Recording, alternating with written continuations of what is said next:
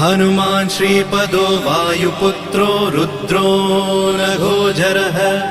अमृत्यवीरवीरश्च ग्रामवासो जनाश्रयः धनदो निर्गुणः शूरो वीरो निधिपतिर्मुनिः पिङ्गाक्षो वरदो वाग्मी सीताशोकविनाशकः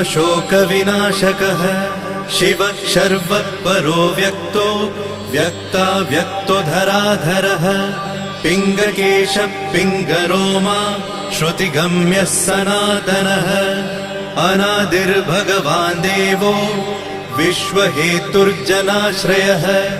आरोग्यकर्ता विश्वेशो विश्वनाथो हरीश्वरः भर्गो रामो रामभक्तः कल्याणप्रकृतिस्थिरः विश्वम्भरो विश्वमूर्तिर्विश्वरूपो